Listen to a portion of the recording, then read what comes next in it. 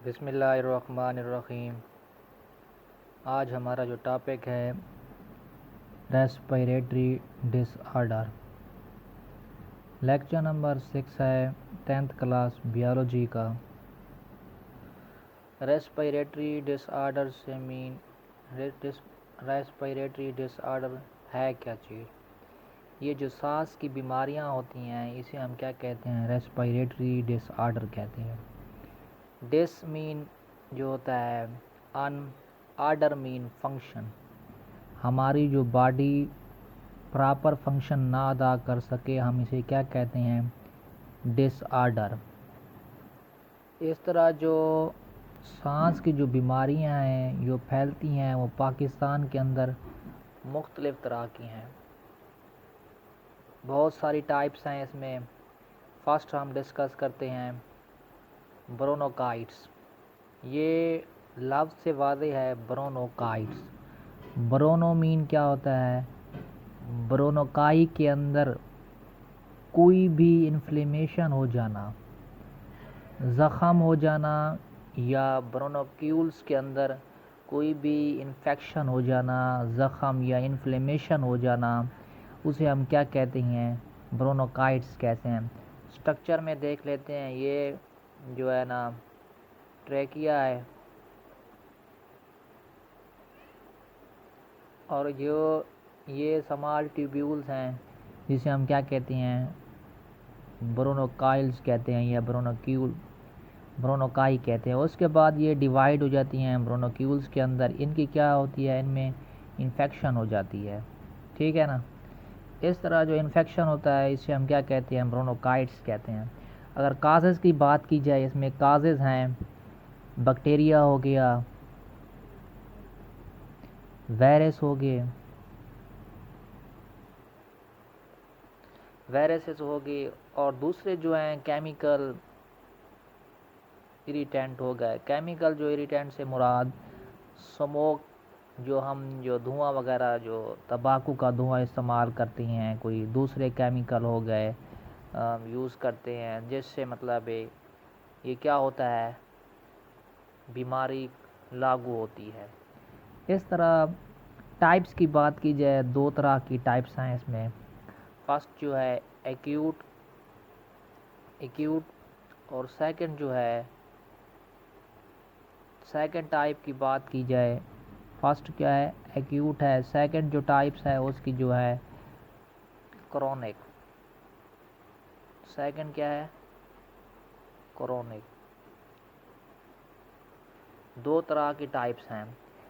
Acute में अगर मरीज़ जो है ना जल्द ही सेहत याब हो जाता है, परमानेंटली ये डैमेज नहीं करती लंग्स के ऊपर, या ब्रोनोकाइट्स को मुकम्मल तौर पर ये डैमेज नहीं करती, बल्कि इसके अंदर जो है ना ये इसका इलाज से ये 2-3 हफ्ते में जो है 2-3 वीक के अंदर, या 2 हफ्ते या 1 वीक के अंदर ये मरीज़ जो है ठीक हो जाता है। जबकि क्रोनिक जो है मुकम्मल ये डैमेज करती है, परमानेंटली बीमारी है।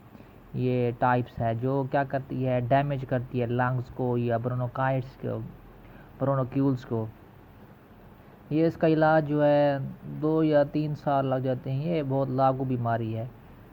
इस तरह क्रोनिक से मीन जो होता है पुराना, ये पुरानी बीमारी का था।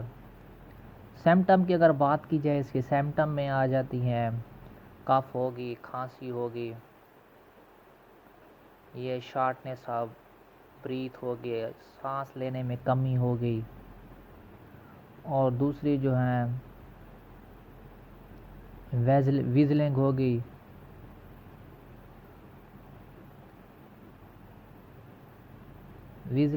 और दूसरी जो है ना इसमें और भी कुछ हैं सिम्टम बताई गई हैं यहाँ पर।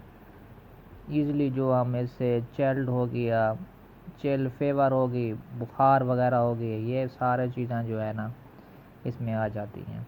ठीक है। उसके बाद अगर नेक्स्ट बात की जाए, नेक्स्ट जो हमारा टॉपिक है वो है एम्फीथीमा। एम्फीथीमा ये भी एक ऐसी बीमारी है जिसमें क्या होती है? रेस्पिरेटरी बीमारी है। इसमें डिस्ट्रक्शन हो जाती है किसकी? वो एलोलाई की दीवारों में, एलोलाई जो है structure functional unit of lungs है।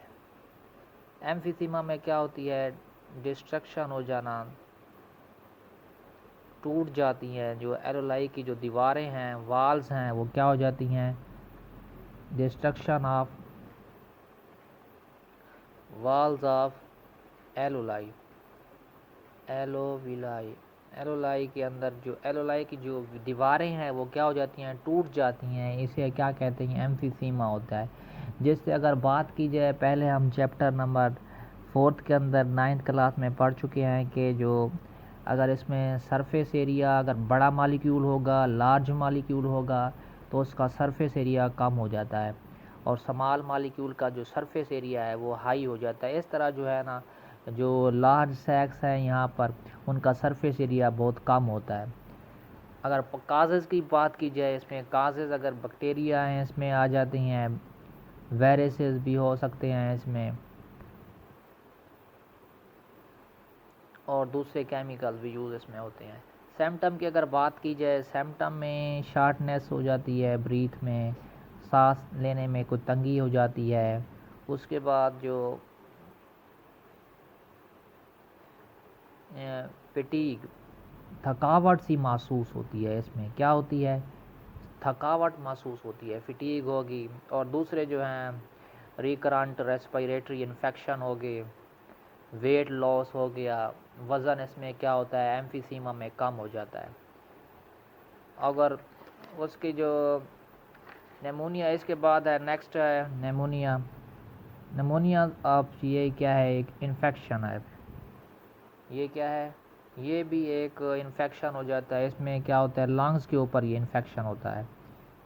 लंग्स के ऊपर जो है इन्फेक्शन को हम क्या कहते हैं, निमोनिया की वजह बनता है। लंग्स में जो इन्फेक्शन हो जाता है, इसे क्या होता है, निमोनिया काज होता है। उसके बाद अगर इसमें इन्फेक्शन अगर एक लंग्स के ऊपर हो तो इसे क्या कहते हैं, एक लंग्स के ऊपर अगर हो तो इसे हम निमोनिया खाली कहेंगे। अगर दो लंग्स के ऊपर हों, आप जानती हैं लंग्स हमारे दो होती हैं, फेफड़े जो हैं दो हैं, इस तरह अगर दो के ऊपर हो तो इसे हम क्या कहते हैं, डबल निमोनिया कहते हैं। ठीक है। और काजेज़ की बात की जाए, इसमें एक काजेज़ है, एजेंट है, इसमें यूज़ होता है कौन से, सम वायरल इन्फेक्शन हो गया बैक्टीरिया में, इसमें बैक्टीरिया यूज़ होता है जिसका नाम है स्ट्रेप्टोकोकस बैक्टीरिया, स्ट्रेप्टोकोकस निमोनियाई, निमोनिया। ठीक है। स्ट्रेप्टोकोकस एक बैक्टीरिया है जो यूज़ होता है कि इसमें एम्फीसीमा के अंदर जो काज वजह बनते हैं निमोनिया की। ठीक है। ये निमोनिया की एक वजह बनते हैं। और वायरल इन्फेक्शन भी हो गया, इसमें आ जाता है, नज़ला वगैरह हो गए, इन्फ्लुएंज़ा थी गया, इन्फ्लुएंज़ा हो गया, और दूसरे जो हैं इसमें कुछ फंगल इन्फेक्शन भी होते हैं। ठीक है।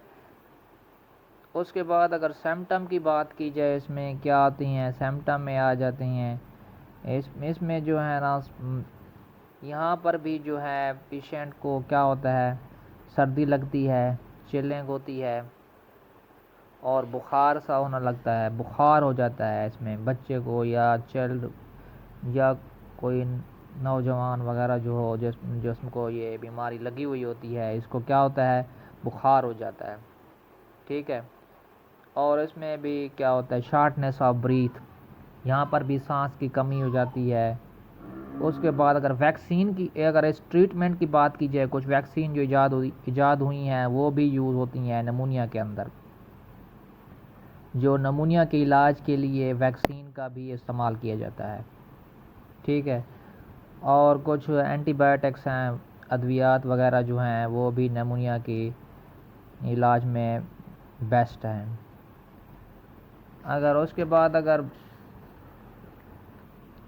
अस्थमा की बात की जाए, ये अस्थमा भी एक ऐसी बीमारी है, ये एलर्जी की फॉर्म में होती है। इसमें क्या होता है, मरीज़ को क्या होती है, एलर्जी हो जाती है। इसमें क्या होती है, मरीज़ को एलर्जी हो जाती है। एलर्जी होने से जो है इसमें यहाँ पर भी जो ये उस पहले की तरह है, ब्रोनोकाइट्स की तरह है, इसमें भी इन्फेक्शन हो जाता है, कि इसके अंदर इन्फ्लेमेशन हो जाती है ब्रोनोकाई के अंदर, ब्रोनोकाई की दीवारों में भी क्या होता है, इन्फेक्शन हो जाता है। इसके बाद यहाँ पर जो काजेज एजेंट हैं, इसमें अगर परफ्यूम वगैरह हो गया, हम जो यूज़ करते हैं, डस्ट हो गए, स्मोक हो गए, ये सब चीज़ें जो है ना वजह बनते हैं किसकी, ये चीज़ें सब जो है ना, परफ्यूम हो गए, ये काजेज़ वजह बनती हैं किस चीज़ की, अस्थमा की वजह बनती हैं। ठीक है, पोलन हो गए, इससे जो हासिल होती हैं हमें। अगर सिम्टम की बात की जाए, इसमें सिम्टम भी यहाँ पर बताए गए हैं। सिम्टम इसमें शार्टनेस ऑफ ब्रीथ हो गया, यहाँ पर भी सांस की कमी हो जाती है, जो मरीज़ रात को जो है आवाज़ जो है सीटी की तरह निकलती है मरीज़ की। शार्टनेस ऑफ ब्रीथ, सांस लेने में भी कमी हो जाती है, और वेजलिंग हो जाती है, इसमें भी मरीज़ के सांस लेने में दुश्वारी हो जाती है। रात को जब वो सोता है ना, उसके मुंह से सीटी की आवाज़ें आने शुरू हो जाती हैं। कफ हो गया, इसमें आ जाती है, वेजलिंग के साथ कफ हो गई, ये भी यहाँ पर अस्थमा के लिए भी इस्तेमाल होती है, सिम्टम में आ जाती है। और ट्रीटमेंट की अगर बात की जाए, कुछ केमिकल जो हैं वो जो यूज़ होती हैं ब्रोनोकाइल के अंदर, ब्रोनोकाइट्स को ख़त्म करने के लिए भी यूज़ होते हैं। ट्रीटमेंट में अस्थमा के इलाज के लिए भी इस्तेमाल होती हैं। और कुछ मेडिसन हैं जो बताई गई हैं, इन्हेलर के तौर पर इस्तेमाल होती हैं। जब इन्हेलर के अंदर कोई भी मरीज़ हो, उसको हम इन्हेलर के ज़रिए हम क्या करते हैं, अद्वियात वगैरह देते हैं। ये भी इलाज में इस्तेमाल होती हैं अस्थमा के। दोबारा देख लेते हैं इसको। पहले नंबर पर है ब्रोनोकाइट्स को। ब्रोनोकाइट्स में इन्फ्लेमेशन हो जाती है ब्रोनोक्यूल्स के अंदर या ब्रोनोकाई के अंदर, दीवारें जो हैं उसमें क्या होती हैं, इन्फेक्शन हो जाती हैं। उसके बाद अगर बात की जाए काजेज़ की, काजेज़ में आ जाते हैं बैक्टीरिया आ गया, वायरस हो गए, केमिकल हो गए।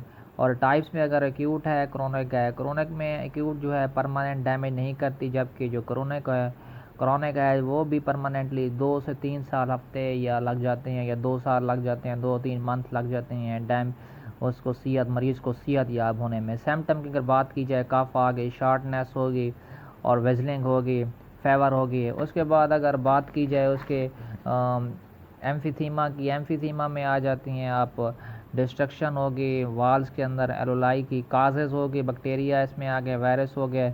उसके सिम्टम की अगर बात की जाए, शार्टनेस, यहाँ पर भी फटीग इसमें एक बहुत अहम बात है। फटीग इसमें यहाँ होती है, थकावट होती है, जिस्म चूड़ चूड़ हो जाता है। नमूनिया में आ जाते हैं, इन्फेक्शन हो जाता है लंग्स के अंदर। अगर डबल नमूनिया उसे कहते हैं, जिसमें 2 तरह के लंग्स के, दोनों लंग्स के ऊपर इन्फेक्शन हो जाए ना, तो उससे डबल नमूनिया कहते हैं। काजेज़ अगर बात की जाए, इसमें शार्टनेस हो जाती है ब्रीथ की, इसमें वायरल इन्फ्लुएंजा हो गया, स्ट्रेप्टोकोकस बैक्टीरिया है एक, नमूनिया, फंगल इन्फेक्शन हो गया। और उसमें सिम्टम की बात की, चैलेंज हो जाती है, अगर बुखार हो जाता है, सर्दी लगती है, कफ हो जाती है। और ट्रीटमेंट में अगर बात की जाए, वैक्सीन हो गया, ट्रीटमेंट में इस्तेमाल होती है। अस्थमा की बात की जाए, एलर्जी हो जाती है, ये डस्ट पार्टिकल, स्मोक वगैरह जो है इस्तेमाल होती हैं इसमें। अच्छा, ये काज़ वजह बनती हैं। शार्टनेस की अगर सिम्टम की बात की जाए, शार्टनेस आ गया, ब्रीथ हो गई, वेजलिंग हो गया। ट्रीटमेंट में इन्हेलर के तौर पर हम क्या करते हैं, अद्वियात देते हैं। Thanks for watching and subscribe my channel. Okay, next lecture we will discuss about homeostasis.